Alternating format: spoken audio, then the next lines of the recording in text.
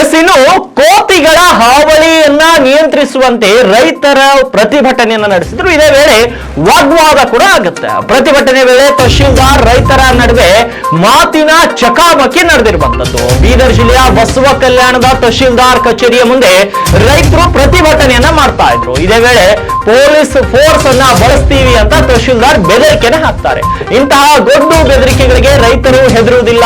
ಬೆದರಿಕೆ ದಬ್ಬಾಳಿಕೆ ನಡೆಸುತ್ತಿರುವ ತಹಶೀಲ್ದಾರ್ ರೈತರ ಕ್ಷಮೆ ಯಾಚಿಸಬೇಕು ಅಂತ ಅವಾಗ ರೈತರು ಪಟ್ಟನ್ನ ಹಿಡಿತಾರೆ. ಬಸವ ಕಲ್ಯಾಣ ತಾಲೂಕಿನ ಬಗದೂರಿ ಗ್ರಾಮದಲ್ಲಿ ಕೋತಿಗಳ ಕಾಟ ಹೆಚ್ಚಾಗುತ್ತೆ. ಗ್ರಾಮ ಪಂಚಾಯತ್ ತಹಶೀಲ್ದಾರ್ ಅರಣ್ಯಾಧಿಕಾರಿಗಳ ವಿರುದ್ಧ ರೈತರು ಆಕ್ರೋಶವನ್ನು ಹೊರಹಾಕ್ತಾರೆ. ಬೆಳೆಗಳನ್ನ ನಾಶಗೊಳಿಸುತ್ತವೆ, ಜನರ ಮೇಲೆ ದಾಳಿ ಮಾಡುತ್ತಿವೆ. 800ರಿಂದ 1000 ಕೋತಿಗಳು ಜಮೀನಿಗೆ ನುಗ್ಗಿ ಹಾನಿ ಮಾಡುತ್ತಿವೆ. ಸಂಬಂಧಿಸಿದ ಇಲಾಖೆಗೆ ಹಲವು ಬಾರಿ ಮನವಿ ಮಾಡಿದ್ರು ಕೂಡ ಯಾವುದೇ ಪ್ರಯೋಜನ ಆಗಿಲ್ಲ. ಕೋತಿಗಳ ನಿಯಂತ್ರಣ ಕುರಿತು ಕೇಳಲು ಬಂದ ರೈತರನ್ನ ತಹಶೀಲ್ದಾರ್ ನಿಂದಿಸುತ್ತಿದ್ದಾರೆ. ನಮಗೆ ನ್ಯಾಯ ಸಿಗುವವರೆಗೂ ಹೋರಾಟ ನಿಲ್ಲಿಸುವುದಿಲ್ಲ. ಶೀಘ್ರವೇ ಕೋತಿಗಳ ಹಾವಳಿಯನ್ನ ನಿಯಂತ್ರಿಸುವಂತೆ ರೈತರು ಒತ್ತಾಯವನ್ನ ಮಾಡಿದ್ದಾರೆ. ಹಾಗಾದ್ರೆ ಅಲ್ಲಿ ಏನಾಯ್ತು ಘಟನೆ, ಕ್ವಿಕ್ ಆಗಿ ನೋಡೋಣ ಬನ್ನಿ.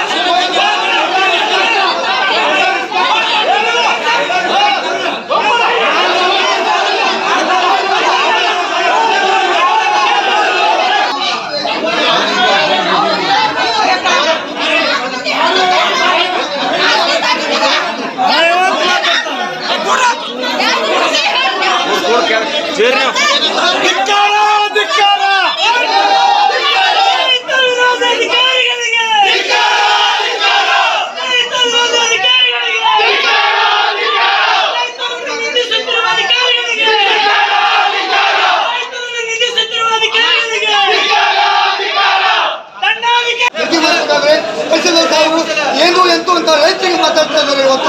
ಇವತ್ತು ನ್ಯಾಯ ಬೇಕು. ಇಲ್ಲ ಅವರು ಈ ಥರ ಮಾತಾಡಿದ್ರೆ ನಾವೇನು ಮಾಡಬೇಕು? ನಮ್ಮ ಮನೆಯಲ್ಲಿ ಜಾಸ್ತಿ ಇದೆ, ಹೊಲದಲ್ಲಿ ಬೆಳೆ ಬಿಟ್ಟು ಬೆಳೆ ಹೋಗ್ತಾರೆ, ಆಮೇಲೆ ಒತ್ತಿ ಬುಟ್ಟಿ ಹೋಗ್ತಾರೆ, ಹೆಣ್ಮಕ್ಳಿಗೆ ಒತ್ತಿ ಹೊಡಿತಾ ಇದ್ದಾವೆ. ಇವತ್ತು ನಾವು ಏನು ಮಾಡಬೇಕು? ಯಾವ ನ್ಯಾಯ ಬೇಡಬೇಕು? ರೈತರು ಎಲ್ಲಿ ಹೋಗ್ಬೇಕು?